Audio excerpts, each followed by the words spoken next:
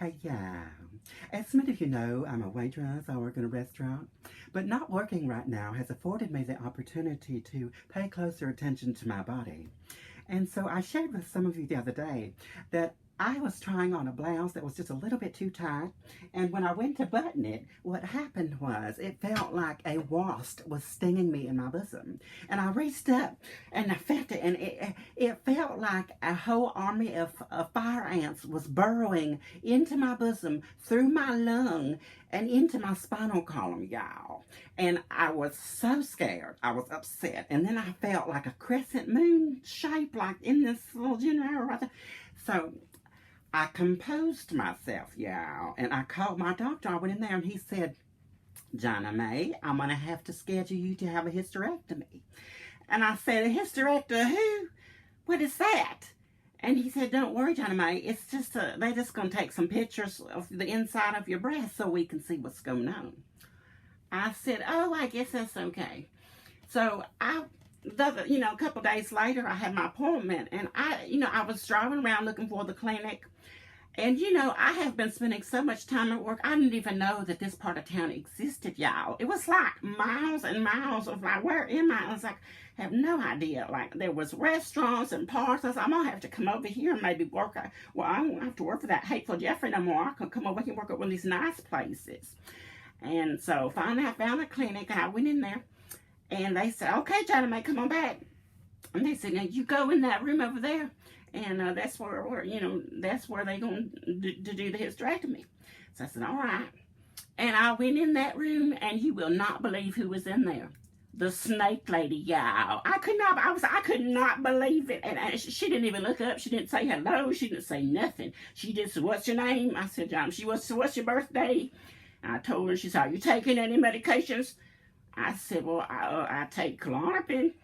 And she said, what is that? I said, Klonopin? She said, yes, I never heard of it. I thought, what woman, child, or man in America has never heard of Klonopin, y'all? I said, well, I said, honey, I have some in my pocketbook, and I was going to get her. So I said, this is going to change your life. And she said, no, I just need to know what it's for. I said, oh, okay, well, it's for anxiety. She said, okay, well, what else? What other medications or drugs are you taking? I said, well, I do take a couple hits of my dab pen for my sciatic nerve pain and my carpal tunnel. She said, what is that? I said, what is carpal tunnel or sciatic nerve pain? She said, what is a dab pen? And you know what?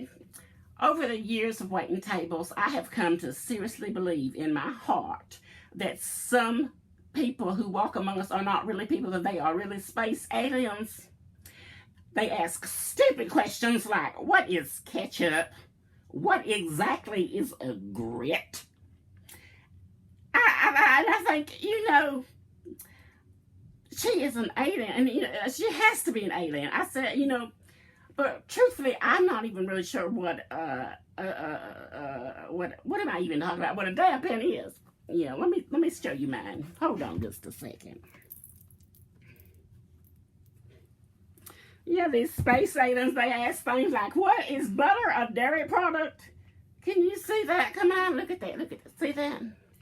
Anyway, you just breathe that in. And anyway, I said a dab pen. I don't really even know what it is. I was talking to my friend in Egypt about it.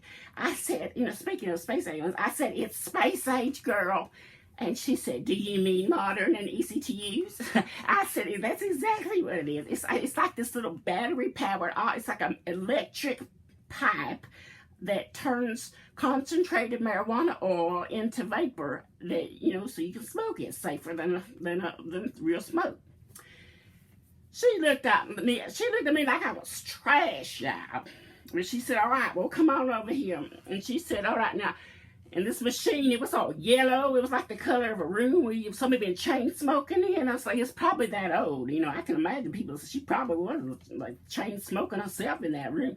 It was like an off-white color. It was like, remember those things in grade school that cut the paper with the big old knife on the side? You put the paper, it was like two of those, but real big. And she said, all right, now stick your left breast inside. And she said, get up all in there now. And I was trying to get up all in there, and she was pressing on my back.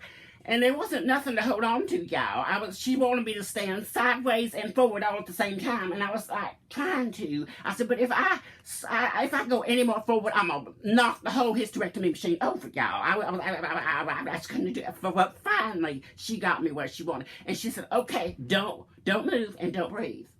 So I held my breath, y'all. And then she said, okay, you can breathe, but don't move. I thought to myself, how am I supposed to breathe and not move? So I just kept not breathing. I was like, right before I thought I was going to pass out, she said, all right. And then the machine, came up, and then we did the other side. It just hurt, y'all. She said, I started to put my clothes back on, and she said, we ain't done. I said, what do you mean we ain't done? There ain't nothing wrong with the other one. She said the doctor ordered it. It was doctor orders, y'all. So I put my other bosom in there. The thing comes down. Yeah, it hurt. It was like, it hurt. I was making that noise. I thought, and if there wasn't nothing wrong with it before, it's something wrong with both of them now, because they would have mashed it all to pieces, y'all.